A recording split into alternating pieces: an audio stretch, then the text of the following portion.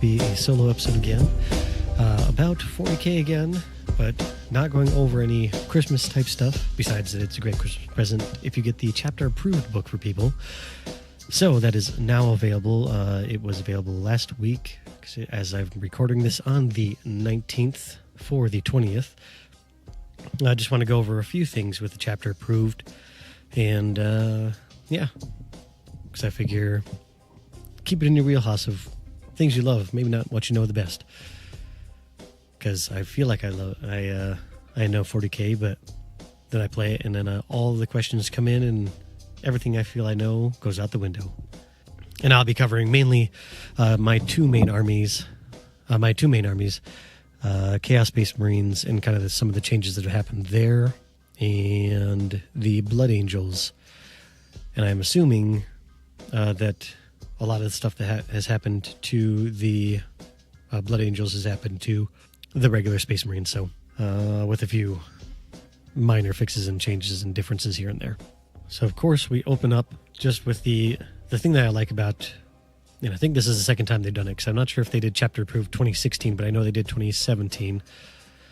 And I enjoy that they make these kind of little supplemental changes and just patches, if you were, on how units should be pointed out and stuff like that. I also enjoy the different scenarios that they give you in each of these books, just like they have in the Bad at War books, I believe, and all the Forge World books. And basically any books come out with new kind of scenarios, whether in match play, open play, narrative play.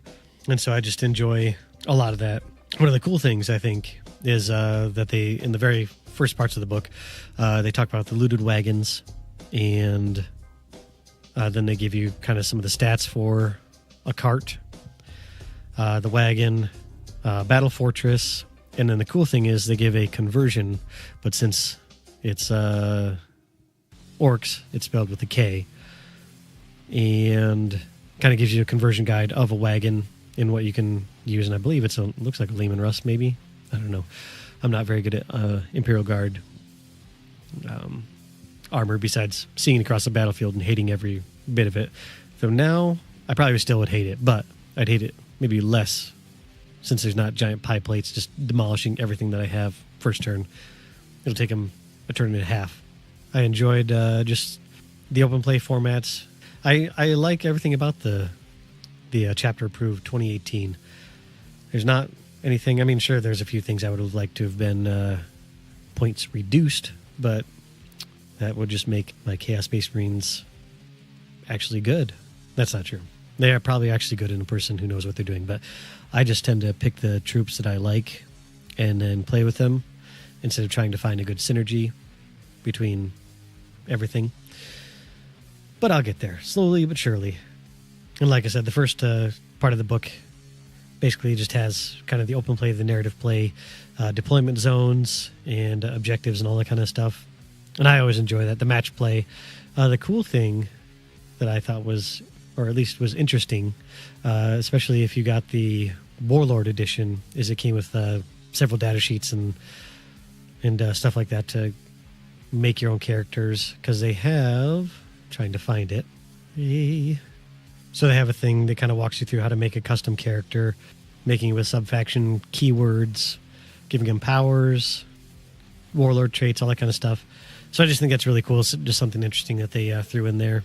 And like I said, I haven't looked at I wasn't playing 40K when chapter approved 2017 came out. So I'm not exactly certain if this is standard or if this is something kind of new and interesting, but at least it's new and interesting to me. A lot of the deployments are standard fare, but there's kind of some cool ones for, I want to say it's either matched play or either way. There's one that's called the Gauntlet, where there's a 12-inch deployment from one side of the table on the short side that shoots out half the table. So I'm guessing that this is played on, looks like maybe like a 6x4, at least from the picture. So you're about 2 feet out, 12 feet deployment, and then your attacker's deployment zone is on each side of you, which I think is really kind of interesting. Total Devastation has a defender's deployment, which is looks like about maybe 12 to 18 inches from one side of the table to about 6 inches to the middle. So yeah, so it'd be 18 inches because yeah, it's 24 and 24. And then the attackers kind of goes about 12 inches out and then shoots up to a point at about 18 inches. So you're 12 inches away from each other at that central point.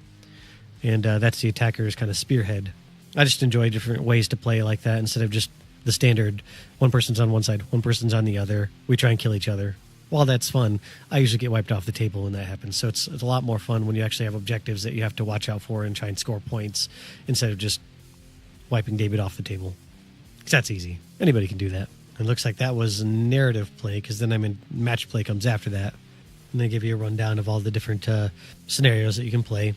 Then they have the appendix with battlefield terrain and kind of just goes through craters, barricades, galvanic, servitors, all this kind of stuff. Just several different things and how you can use them and all that kind of jazz. Then the really cool thing is that you have your Supplemental Adeptus Sororitas Codex, which is the Sisters of Battle, basically their codex. And very interesting, but there's some different chapters that you can choose from. And those, based on which ones you choose, I think help you in different orders of the faith.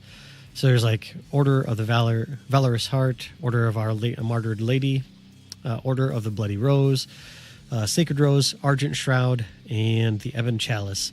And all those kind of do different things. I know that because they do interesting things where, depending on how you build your army, you get faith points, I think. Or I'm not sure if they're called faith points, but basically they amount to different command points, basically, that you can use to do certain things. So I think it's either the Martyred Lady, Ebon Chalice, one of those two. One of those orders allows for to add 1 to any roll in the orders of faith. Because instead of command points where you just say, I'm going to use a command point for this, and you get it automatically if you have enough command points, this you get like 7 command points. And this certain act of faith may cost 2 points of faith. So then you need to roll a certain amount in order for it to go off. So it's kind of like a psychic test. And one of the orders allows you to either re-roll. Another one will add to your roll. So if you roll a 3 but you need a 4, then that adds that 1 to 4. So you pass the faith point. So it's just interesting. Something fun and cool about that. The other thing is I love the Celestine, the Living Saint model. Just is super amazing.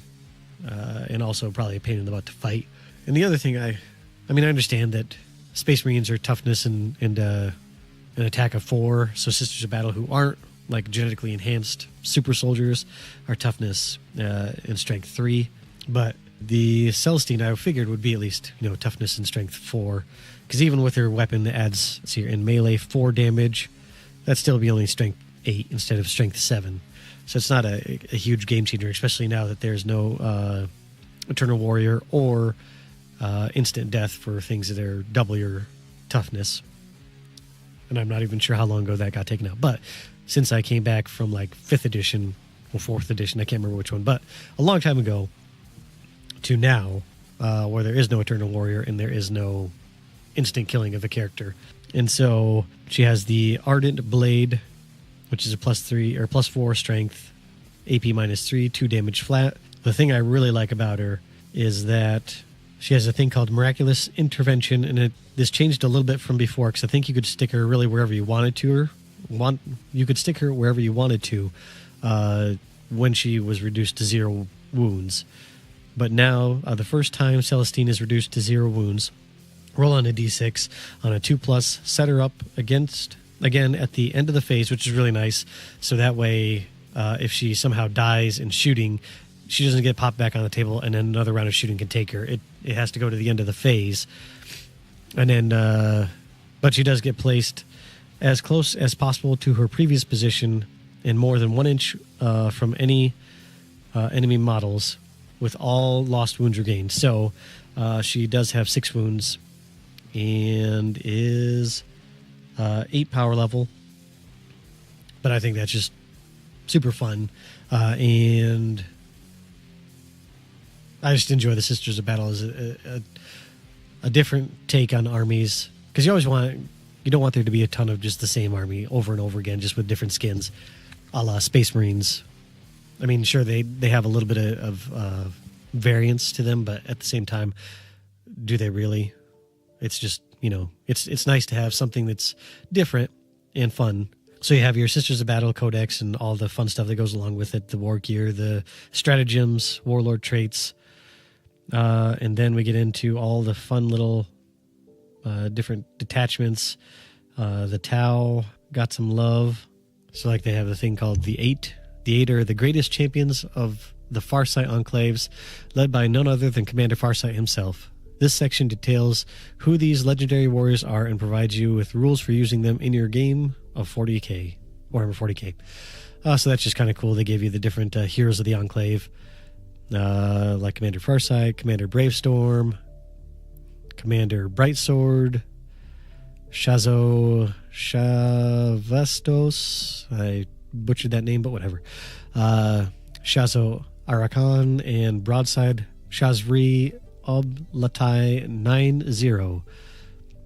And then there's two other ones. Might as well say them. Ovessa and Sub-Commander Torchstar. And I'm assuming that I will hate all of those. Sorry, this is the first time I've looked at the Tau stuff because I was more interested in all my two armies than everybody else's. Then comes the updated points values by December 2018. And this goes through just every single Adeptus Militarum, Blood Angels, Chaos. I will go through my codices. I'm not sure what the plural is, but I like codices. It sounds better. So a few things to note. Let's see here. I was really hoping that Abaddon would go down from 240 points to something, but he did not. He is still 240 points. But all of the other Chaos named headquarter units and a lot of the non-named ones as well got a bump or a reduction, in their points. So Cypher, who is a Dark Angel, still not sure if he's good or bad, unless there's some kind of lore out there that's already been popped out that says that he's bad. But Fabius Bile has gone down. Huron Blackheart went down by 20 points. The big one, Karn the Betrayer, my man of the World Eaters, went down 40 points. So instead of 160, he is now only 120. I love that. That is huge. It makes him a lot more viable to take. And then the other several different things, like Chain Fists went down by 11, because I was just looking at and trying to add up. So instead of a squad of Terminators with Chain Fists, and I know you probably shouldn't take Chain Fists, but I just like that -4 AP for some reason. And I love the models for the Chaos Terminators, because normally you just wouldn't take them. Would be, what did I say, 265. And now they are going to be, so now they're just 195 for that squad. Not putting any special weapons on them, because I think you can only put one per 5. But you get Chain Fists for 11, and then 28 per model for the Chaos Terminators. Several other things went down. A few things went up. Chaos Cultists went up 1 point. I know that's not a huge deal, but... And the big thing for me is also that the Chaos Land Raider went down 39 points to 200 points, which is nice, because that's the one thing that I'm a little reticent about when I take my Khorne Berserkers, is that I put them into Rhinos, which are 70 points, and then those Rhinos just get peeled apart. And it's kind of nice to have something that, because I guess I have my codex right here. I could just look it up. But I want to say the dedicated transport, the Chaos Rhino has like 7 wounds, something like that. Okay, 10 wounds. So it's a little bit off. But still, then the Chaos Land Raider has 16 wounds. So, I mean, is it worth 130 points for 6 more wounds?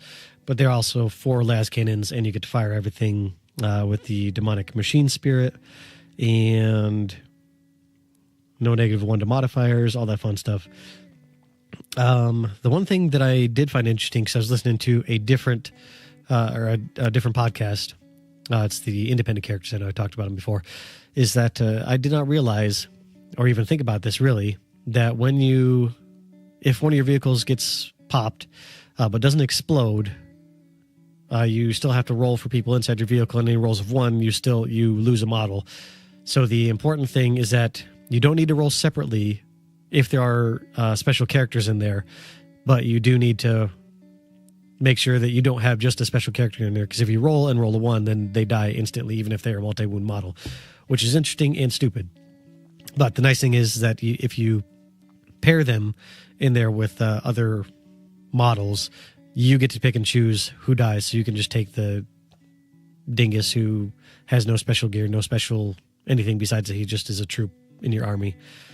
So that was something I'd learned and just never even thought about, because I don't know, I just never thought about it. Because before, I played in the age of Warhammer, where your HQs could be attached to certain units instead of just being standalone people without any retinue or anything like that attached to them. Let's see here. So just going down the list a little bit, the Vindicator, which is one of the most useless vehicles this age, or this rendition of 40K, went down about, let's see here, 10 points maybe or so. The Defiler went down 32 points, which I'm excited for, because I really like the Defiler, even though it has a ballistics skill of 4. And if you don't move it, and you can put it like a las cannon, which is 48 inches, has a battle cannon, which is 72 inches, or you can just suck it up, take the 5 to hits when you move. And I believe that they move 10 inches, which I'm kind of tempted to just try a spam of these guys just for fun. Because, I mean, they are beastly once they get into close combat, and they're not terrible if your dice are rolling well. Because let's see here. It's a heavy 2 las cannon. The bad part is it's not a demonic engine, which I think is dumb, because it is. So it shouldn't, because it already has a bad ballistic skill as far as, what you kind of would hope for from your heavy sport.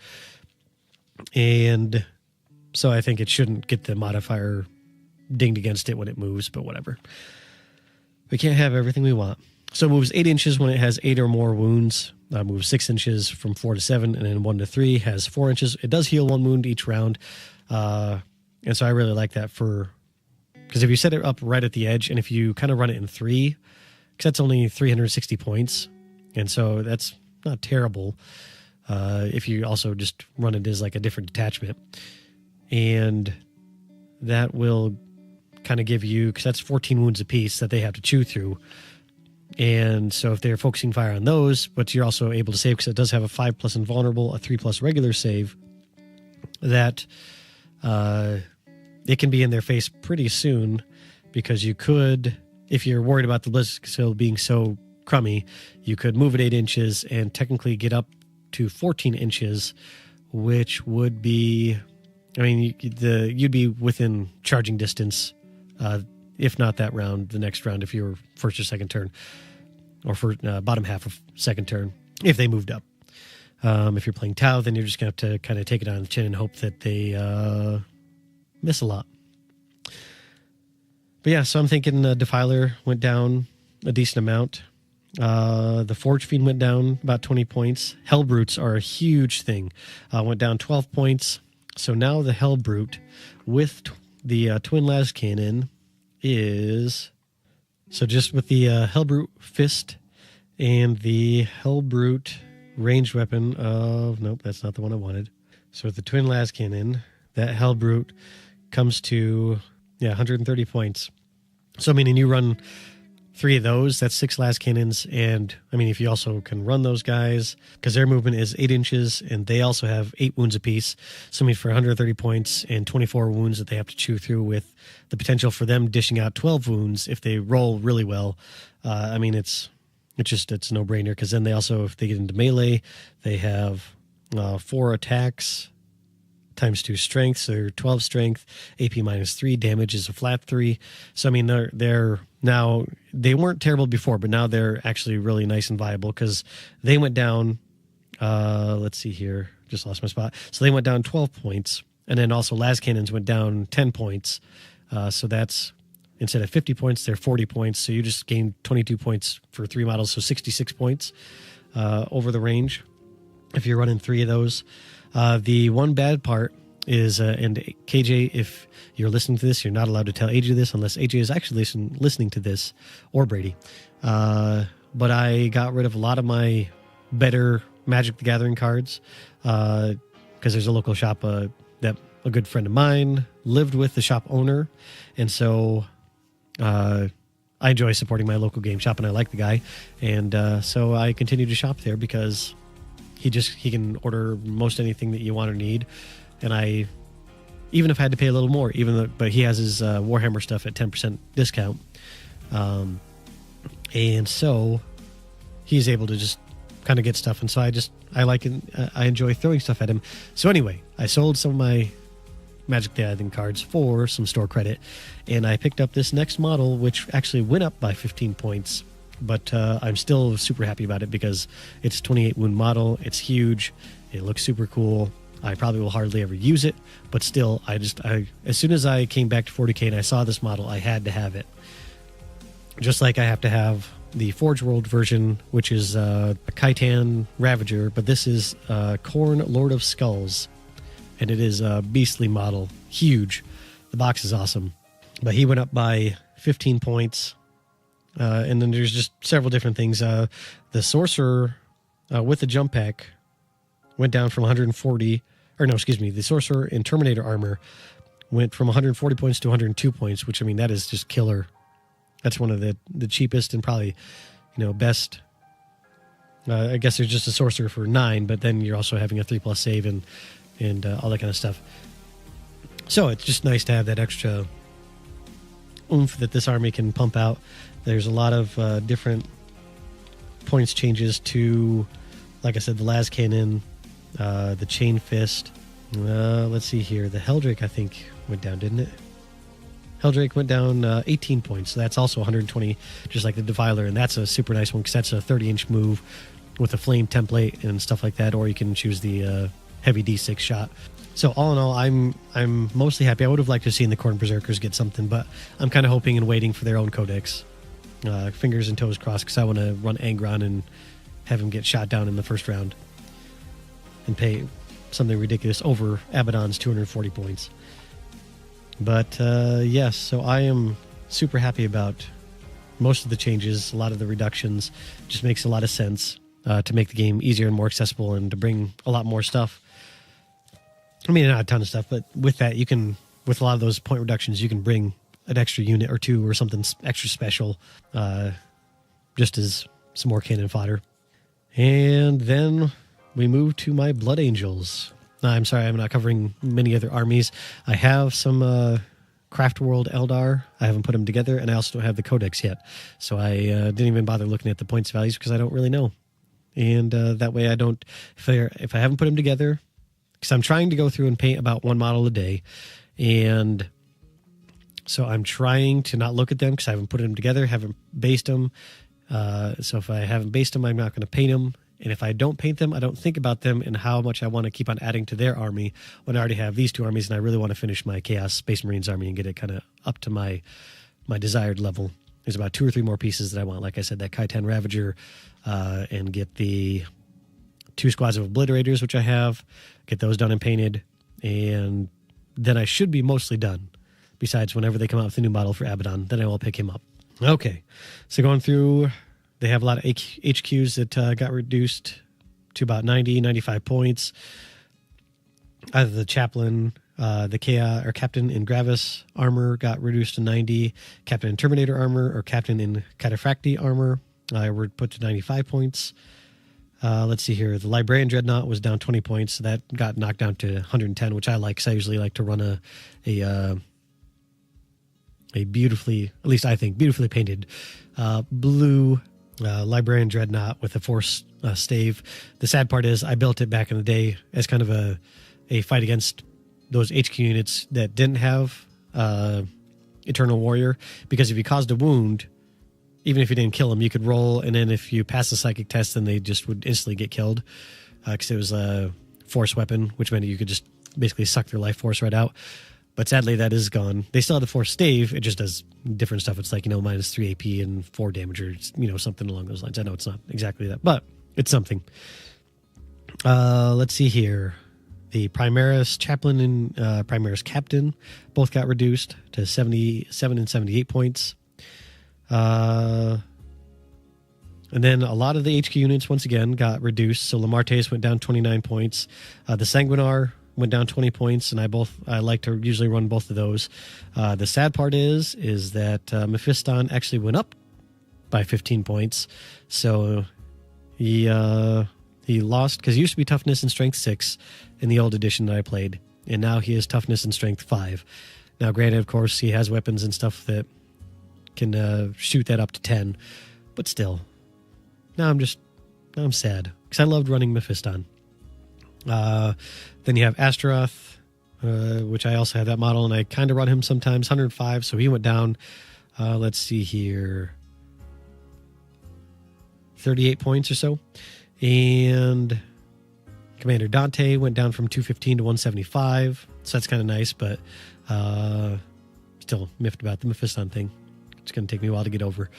And we got the nice stuff from the heavy support.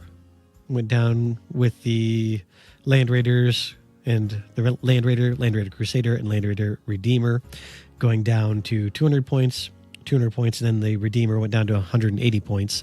So that's really nice. Once again, having those just as an added option of having something with a higher toughness, a little bit higher toughness, I think 1 point than the Rhino, and 6 more wounds.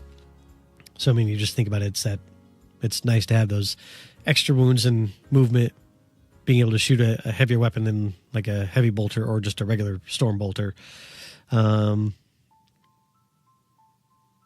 yeah, like the jump squads and veteran vanguard went down by a couple points. Sanguinary Ancients went down by about 20 points. Redemptor Dreadnought went down by about 35 points. So, I mean, a lot of stuff just sweeping went down, and I am just very happy about the way that the points have kind of been dropping and just making the game more accessible once again, easier to play. And yeah, it looks like the same thing here. Chain Fister 11. Power Fist went down by 3 points. So it's good. This is an excellent little addendum, especially with the Adeptus Sororitas supplemental codex until they get their full codex in I believe it's going to be early part of 2019. I'm also hoping that in the early part of 2019, the Khorne gets their own book, and it's not going to be something that's the Demonkin book that we got in the past, where it was just a bunch of Chaos Demons, some Khorne Berserkers, and no Karn. How do you not have Karn in that book? I don't understand. That's beyond me. Different point. But I know that this may not be everybody's cup of tea, so I'm sorry that we once again had just me here. Brady was not feeling well this weekend, and AJ was just has his plate full. So I just said, hey, we'll dig something out of the vault, which I did. Got a recording from 2016, which you've probably already listened to, and now just doing a hopefully quick little something or other for the chapter approved 2018. And yeah, also I know Christmas is going to be next week. We are going to have our episode up and ready to roll for the game of the year, followed by just a banter episode for later that week. Then dropping the week after is going to just be getting us ready for the new year, so things we're looking forward to. And then we are going to take off that Friday, so there won't be any. I believe that'll be Afternoon Delight 17, because I think this is 16 that I'm recording right now. So either way, the one either right after or right before New Year's, there will be nothing that Friday, and then we'll come back that weekend and record some more. But I did want to say that to please remember that there is a reason for this season. For some, I know AJ is probably cringing right now. For some, that may be Jesus Christ. For others, that might be spending time with friends and family. But please try to remember, it's not about the gifts. Because that was one thing I stepped away from when I had recorded the 40 Christmas episode, and saying that, you know, and I come from maybe a different perspective, but I am trying to get my kids to be like that one kid who you always see on like those little Facebook montage videos where it's like, oh, you got me an avocado. Thanks, Mom and Dad. And it's an avocado. The kid got an avocado, and the parents were looking for like a, funny reaction where the kid throws it. But he was joyful and happy about it. He was happy he got an avocado. He didn't care. And so that's the kind of thing I'm trying to instill in my kids is be thankful for whatever you get. It doesn't matter if it's what you wanted or if you got the knockoff version of it. The big thing is that somebody cared enough to get you something. And because I also saw certain things like if you got this and it was, some model and it wasn't what you wanted, or you didn't get it and it wasn't your army, then would you be happy? And a lot of people are like, no, I wouldn't. I would take it back or throw it away. Who cares? Especially if somebody's trying to get you something for a hobby as niche as 40K or whatever hobby you may be into, even video games. That's a big gamble because somebody could buy you Red Dead Redemption and your name is AJ and you hate Red Dead Redemption and any games that are made by Rockstar. And so I'm sure that he would actually be thankful and happy and play it. But sometimes the average person would say, oh, I don't like this. I'm Destiny all the way. And so you just need to, we as gamers need to be a good example for everybody else out there. To be thankful, especially when somebody's trying to get you something that is something that you love and something that you have a lot of time invested in. And if they get you something, even if it's the wrong thing, you can smile, give a hug, say thank you. I may also be saying this because I'm a horrible gift giver in that I will buy something with the hopes of a certain reaction, and that I build this all huge story in my head of, it's a soft moonlit night, and I'm giving this present to, we'll say, my wife, and I have this one, and I think she'll just love it.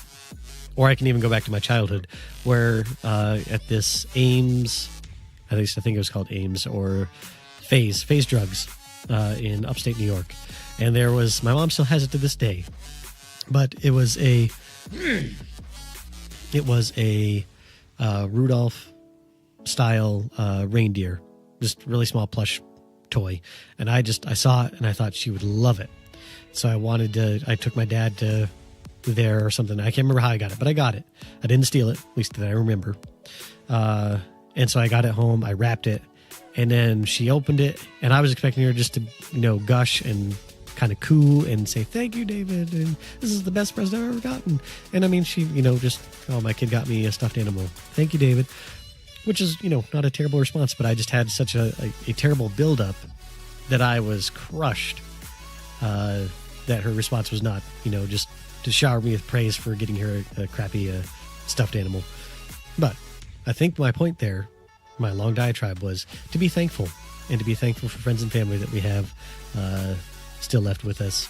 And yeah, we'll see you again on the show that drops on Christmas.